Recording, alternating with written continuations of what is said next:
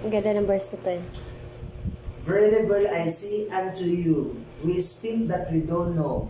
Nagsalita ako na hindi nyo alam. Sabi ni Jesus, and testify that Lahat we yan have word seen. ni Jesus Christ. Pinapahayag namin. Tagalog kasi walang pula And he dyan. received that our witness. Dito sa English Hindi nakapula tinanggap siya. ang aming mga saksi. Kumbaga, may mga nagtuturo na. Pero hindi nyo tinanggap. Yun ang nangyari sa mga Hudyo.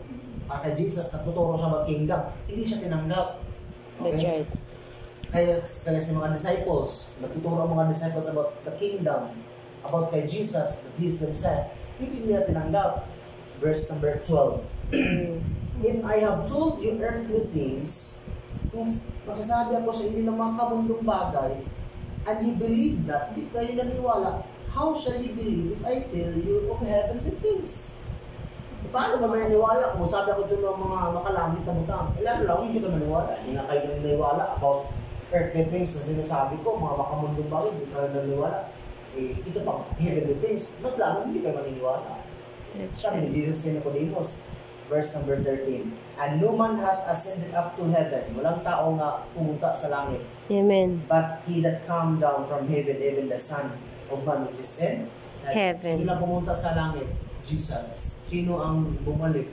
Jesus. Galing sa langit, pumunta dito sa lupa. Si Jesus. Jesus. Verse number 14. And as Moses lifted up the serpent in the wilderness, even must the Son of Man be lifted up. Baka kayo malito. 14. Bakit nandyan si Moses? Dito sa likod. Yung istorya. Kasi Tagalog-English kasi. Kasi in the Old Testament, kung naalala nyo, kung alam nyo yung story ng mga Israel na nandun sila sa wilderness, bakit yung mga Israel na galing sa Egypto, tapos dumaan sila sa dagat, hinahati ng Panginoon ang dagat. So, doon na sila sa wilderness, sa disyerto. Pagdating nila sa disyerto, ang tigas ng kanilang mga ulo. Hindi sila sumunod sa Panginoon. Ang nangyari, pinatuklaw sila ng Panginoon sa ahas. So, yung mga anak ng Panginoon, mga Israelites, namatay. Yung tinuklaw, namatay. Kaya nanghingi sila sa Panginoon, Lord, tulungan niyo kami na mawala itong mga binuhos ng mga ahas na para hindi tayo mamatay. So, ang nangyari kay Moses, nakipag-usap si Moses sa Panginoon at sinabi din ng Panginoon kay Moses na yung tungkod mo, okay, yung tungkod mo, pag iisa mo yan, pag titingin yung mga Israelites sa iyo, sila ay mapapagaling. Okay? Mawala yung lason, mawala yung venom sa kanila at hindi sila mamamatay. So, ginamit ni Jesus yung illustration dito. And Moses lifted up the serpent in the wilderness, even so must the Son of Man be lifted up. Ganun din si Jesus. That's right. Si Jesus ay mapako sa cross para tayo magkaroon ng kapatawaran sa ating mga kasalanan at hindi tayo mamatay. Okay? Illustration lang pa yan. Verse number 15, baka nalito ka. Bakit 15, verse number 14, bakit tayo may ng istorya? Kung si Moses, tinaas na yung tungkod niya na serpent para maligtas sa mga Israel, para hindi mamatay. Si Jesus, napakapako. Si Jesus, kailangan mapako, the Son of Man, mapako sa cross para tayo ay hindi mapahatay dahil sa ating mga kasalanan. Kaya verse number 15, that who, dyan ang pumasok, that whosoever believes in Him should not perish but have everlasting life. So paano pala mag-born again? Kailangan pala, Nicodemus, na mananampalataya ka sa anak, Eve, kay Christ. Para ikaw ay hindi ma-perish, hindi ka mapahamak, hindi ka mamatay, hindi ka pag-sipirno, nor perish, but have eternal life para magkaroon ka ng buhay na walang hanggan. Yun yung writing si Jesus. Verse number 16, for God so loved the world. Para sino sinabihan niya yan? Si Nicodemus, kasi kausap niya si Nicodemus. Ang istorya kasi yan, from verse 1 hanggang verse number 36, nag-usap yan sila doon ni Nicodemus hanggang na sinare ni Jesus about ang eternal life, kung paano ma-born again ang tao. Sa pamamagitan pala ni Kristo sa pananampalataya. Kaya mahal ng Diyos ang sanlibutan that He gave His only begotten Son, that whosoever believes in Him should not perish but have everlasting life. Kaya nga, from verse 15 hanggang 36. 36 is all about Salvation. 36 Then bibasahin. verse number 36, sa pinakahuli, verse number 3, He that believeth on the Son, kung sino yung mananampalataya sa anak, Sana 36 na. hath 36. everlasting life.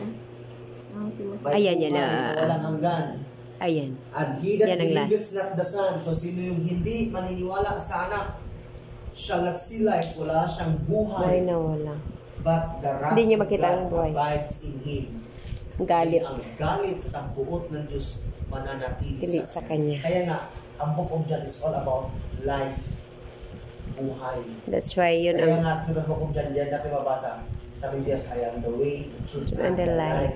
Kaya napaka-importante ang word na life sa book of John.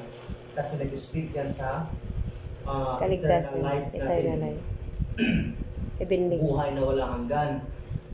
Bakit ginamit yan ni Jesus na life? Kasi kagaya yun. Yung mga Israelites, na tinuklaw sila ng ahas, nanganganib yung buhay nila.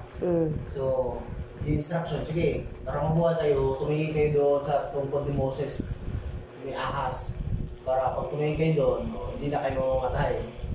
O yun ba? It's all about life. So, ganun din ang Son of Man. Jesus. Oo, si Jesus. Kaya Son of Man. Chapter 3, makuha. That time po na si Moses yung nag-aano sa mga tao, wala pa si Jesus na. Wala pa. Wala pa. Hindi pa naging tao. Mabasa natin yon sa sa Old Testament. Wala pa siya. Kaya si Moses Moses. muna yung ginamit na Illustration. Oo. Kumbaga, ginamit ni Jesus na Hindi pa siya naging tao, pero existed na siya. Nandun na siya. actually